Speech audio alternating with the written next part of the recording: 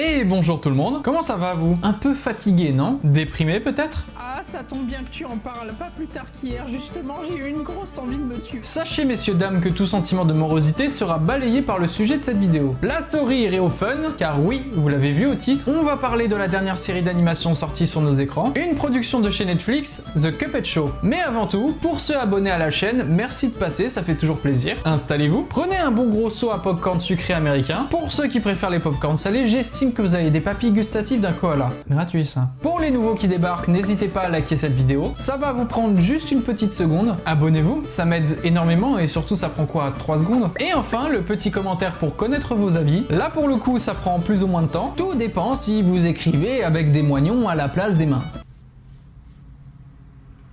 Mais bref, je m'égare. Prenez place et plongeons-nous tous ensemble dans l'univers fantastique de Cuphead. Générique.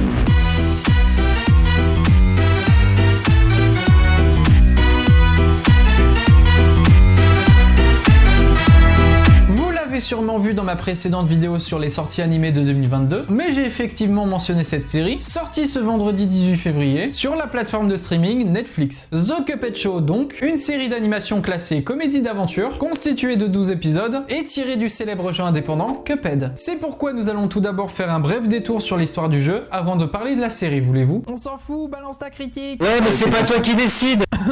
Pardon, j'ai un chat dans la gorge. Alors, Cuphead. Ce jeu classé indépendant est un shoot'em up, vulgairement un abattez-les-tous en gros, développé par Chad et Jared Moldenhauer, deux frères canadiens au sein du studio MDHR. Cuphead est arrivé sur nos PC le 29 septembre 2017. Sous le moteur de rendu Unity, Cuphead s'inscrit dans la lignée des jeux à difficulté accentuée et au timing pointilleux. Mais ce qui a fait le charme de ce jeu, ça a été surtout la direction artistique qui est tout simplement incroyable. En effet, le jeu est un hommage au cartoon américain des années 30, comme on pouvait le voir de la part de certains studios, tels que celui de Max Fleischer ou encore Walt Disney. Vous l'avez compris, une patte graphique au trait, dessin par dessin, à base d'animation dessinée des personnages et d'arrière-plan peint à l'aquarelle. Il aura fallu 7 ans pour développer le jeu. Vous vous doutez bien que tout cela n'a pas été de tout repos. Mais une fois le jeu sorti, ce fut une réussite à laquelle même les deux frères ne s'attendaient pas. Près de 100 000 exemplaires vendus en un week-end et plus de 2 millions en 3 mois. 3 mois. C'est tout simplement énorme pour un jeu indépendant. Bref, et si on se concentrait maintenant sur le scénario et les personnages du jeu? L'histoire est basée sur les aventures de Cuphead et Mugman, deux petits personnages anthropomorphes aux têtes de tasses à café. Un jour, nos deux protagonistes décident d'aller jouer au casino. Ne faites pas ça les enfants, c'est un monde étrange rempli de... retraités. Dans ce casino, Cuphead et Mugman se retrouvent confrontés au diable en personne qui leur propose une partie de dés. Et je vous le donne dans le mille, ils perdent comme des gros caca. Grossier personnage. Pour ne pas perdre leurs âmes, ils vont devoir aller en chercher pour le diable. Je vais vous la faire courte, dans le jeu on récolte les âmes des boss que l'on bat, à la fin on les ramène au diable, et on fait le choix final de soit le rejoindre et travailler pour lui, soit le battre, libérer les âmes et ainsi finir en héros, acclamés dans leur village et terminant alors leurs aventures. Un choix tout de même plus judicieux. Et c'est ainsi alors que nous retrouvons nos deux petits personnages dans cette toute nouvelle série animée leur étant dédiée, The Cuphead Show. Mais du coup, qu'est-ce que j'en ai pensé? Je vous dis tout ça dans cette vidéo. Mais attention, ça risque de spoiler, je vous invite donc à regarder la série avant de commencer. C'est parti!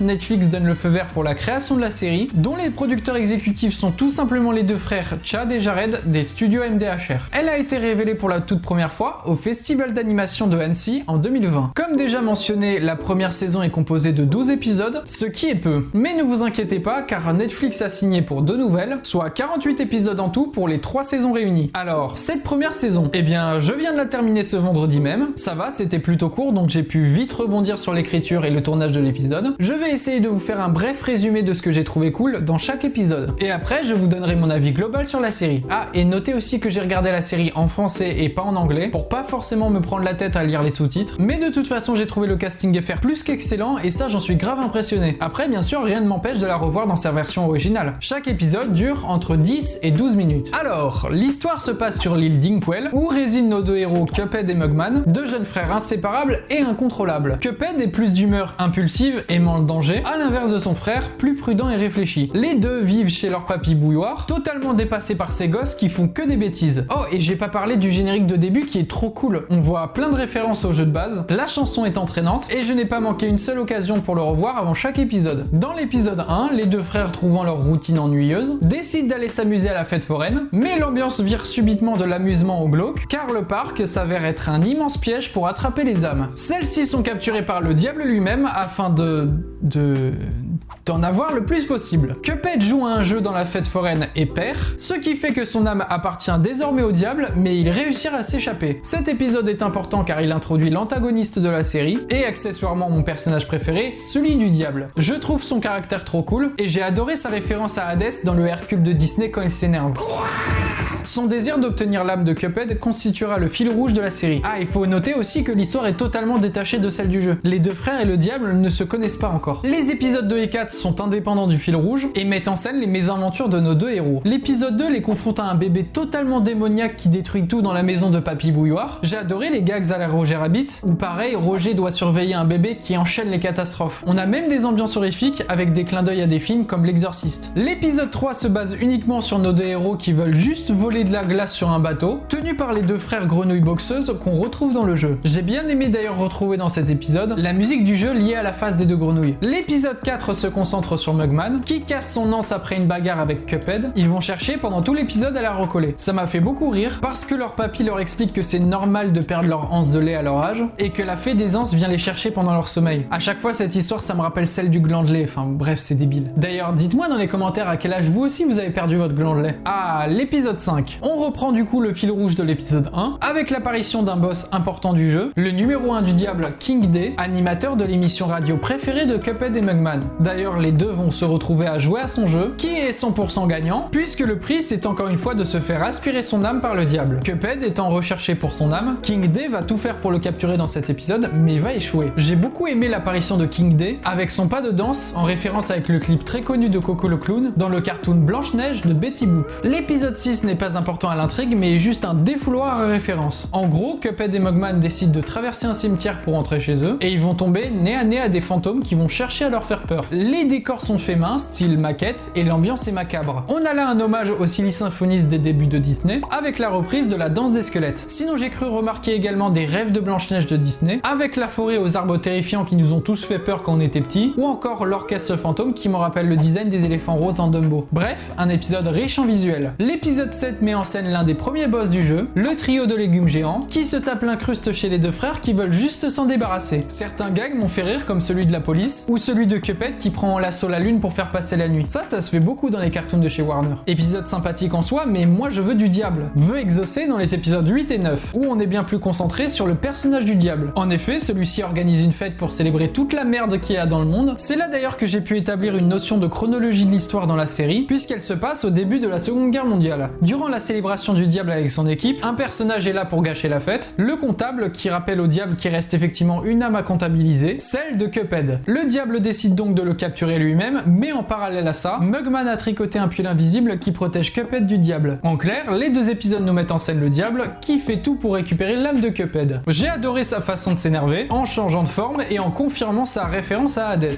Bref, je kiffe ce perso. Oh, et petit ref à Mickey de l'apprenti sorcier de Fantasia, dans l'épisode 9 où le diable repeint la palissade de Papy Bouilloire. L'épisode 10 est un retour aux mésaventures des deux frères, avec un zoom sur le personnage de la Quen, le cochon marchand du jeu. Ah, et aussi on a une jolie apparition à la fin de l'épisode du boss dragon à 3 têtes. Et j'ai bien aimé les décors en stop motion de l'île. L'épisode 11 est consacré au personnage de Papy Bouilloire, qui croit que ses enfants vont se débarrasser de lui parce qu'il est devenu trop vieux. C'est à ce moment-là qu'on voit d'ailleurs qu'il a participé à la Première Guerre mondiale. Et enfin l'épisode 12 avec l'apparition de la personnage féminine, Calice. Celle-ci peut obtenir ce qu'elle veut en usant de ses charmes. Du coup, Cuphead et Mugman veulent traîner avec elle et ils deviennent amis. Calice est une personnage importante puisqu'elle sera jouable lors du gros DLC du jeu, Cuphead The Delicious Last Course. À la fin de l'épisode, le trio voulant voler des cookies dans une usine, les deux frères se font choper par la police et se retrouvent en prison. Calice, elle, a réussi à s'échapper. Et l'épisode se termine sur un cliffhanger avec un bon gros to be continue très frustrant. Voilà, c'était mon petit résumé de chaque épisode de la série que j'ai beaucoup apprécié. On va pouvoir faire une synthèse de tout ça.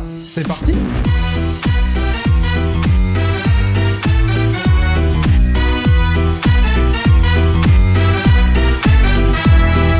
Show est une aventure surréaliste, fun et chaotique. Elle mixe animation classique, bien que modernisée par les techniques numériques d'aujourd'hui, avec un style bien plus lisse et bien plus propre que le jeu, comme par exemple l'esthétisme lissé d'une série comme Gumball. On y a évidemment ajouté du grain d'image, et aussi des effets vieilles bobines de film pour se replonger dans l'ambiance des années 30. Dans l'esthétisme, on y retrouve beaucoup la patte de l'ère cartoon dépression vers les années 1930-1932, peu avant l'arrivée de la couleur. Sont mis en scène des décors et des personnages macabres, mais souvent masqués par l'humour constamment présent et exagéré, rythmé par du jazz ou du blues en fond musical, propre à l'époque. Bien que destiné de base aux enfants, c'est regardable par tous les âges, selon la sensibilité au cartoon, en particulier les anciens. L'humour est fait avec une telle précision que les enfants riront au gag, les adolescents comprendront les sens cachés, et les adultes aimeront retrouver les codes qu'ils ont déjà connus, comme par exemple dans les vieux épisodes de Bob l'éponge. Même si détachés du jeu, les fans sont, j'imagine, ravis du focus des personnages qui sont clairement réussis, possédant leur animation et leurs gestuels qui leur sont propres. Malgré le fait que les personnages se baladent d'un environnement à l'autre en si peu de temps, on n'a quand même pas la sensation de rush dans la narration. On brise souvent le quatrième mur quand les personnages nous regardent pour exprimer leurs ressentis. On a très souvent des exagérations dans leurs émotions, comme la terreur, l'excitation ou le rire incontrôlé, sublimés par des bruitages ou des effets sonores toujours plus nombreux. On a beaucoup de gags de répétition et de gestuels humoristiques. Les frères Grenouilles qui se tapent dessus plusieurs fois dans l'épisode 3 par exemple. Les épisodes de 10-12 minutes sont indépendants, bien que gardant une structure continue, et se concentrent sur les mésaventures toujours plus stupides des deux frères, qui ne veulent pas rester chez leur papy à s'ennuyer. Malheureusement, seulement 4 épisodes sont focus sur le fil rouge du diable qui veut récupérer l'âme de Cuphead. Le diable a une attitude old school, mais avec les nerfs à vif, un accent anglais et beaucoup de gestuels et de manières. Chaque moment avec le diable est super drôle et très plaisant à regarder. Les débilités des deux frères sont tellement absurdes que le temps passe vite et nous pousse à enchaîner d'un épisode à l'autre. Le format court ne laisse pas le temps à des ventres mous et il se passe continuellement des choses à l'écran. On y trouve souvent des chansons introduisant les personnages, en particulier dans le dernier épisode avec le personnage Calice, rappelant la personnage iconique des cartoons des années 30, Betty Boop. En parlant de références, la série n'en manque pas, de par ses clins d'œil au début de Disney avec les Silly Symphonies, dont certains épisodes rendent hommage. Les décors sont super bien travaillés avec parfois cette esthétique fait main, comme la maison de Cuphead ou le cimetière à l'ambiance Tim Burton. Enfin, je peux émettre mon avis sur le casting, français pour le coup, qui est aux petits oignons. On a tout d'abord le personnage principal Cuphead, interprété par Alexis Thomasian, voix française de Justin Timberlake et Rami Malek, ou encore dans le domaine de l'animation, avec la voix de Light Yagami de l'animé Death Note. Mugman est interprété par Christophe Lemoine, l'un de mes comédiens de doublage préférés, qui a doublé la voix de l'acteur Sean Astin, ou Sam Gamgee pour les intimes, ainsi que le personnage légendaire de Eric Cartman, et plein d'autres rôles dans le jeu vidéo et les séries animées. Patrick Préjean, doubleur de Papy Bouilloire, excellent comédien ayant interprété des rôles dans La Famille Pirate, Les Zinzins de l'espace, les Looney Tunes, Winnie l'ourson, Toy Story, bref, un mastodonte le mec. Calice a la voix de Dorothée Pousseau qu'on ne présente plus, elle est entre autres la voix de Disney Channel, ainsi que plein d'actrices américaines connues. Et enfin le diable, interprété par Jérémy Prévost, voix de plusieurs acteurs américains, et ayant interprété de nombreux rôles dans des films d'animation. Pour résumer, c'est une série très sympathique, qui passe un peu trop vite je trouve, et dont le défaut selon moi est d'un peu trop s'éparpiller dans des histoires indépendantes. Mais je dirais que c'est normal dans une première saison pour poser un contexte, découvrir les personnages et leur caractère. Je trouve que pour l'adaptation animée d'un jeu, c'est une grosse réussite. En clair, Netflix est sur la bonne voie pour faire de bonnes adaptations de jeux, et surtout a compris que l'animation a une place super importante, voire faisait presque plus parler que certaines séries classiques. Je cite surtout comme exemple la série Arcane qui a été un succès planétaire. Bref, je sens que les années à venir vont nous réconcilier avec les adaptations de jeux, en particulier sous le format animé. Merci à tous d'avoir suivi cet épisode, j'espère qu'il vous aura plu. En tout cas, j'ai beaucoup aimé regarder cette série et en faire une vidéo dédiée. Dites-moi en commentaire si vous aussi vous l'avez regardé, ce qui vous a plu ou non, et si vous avez repéré vous aussi des références du jeu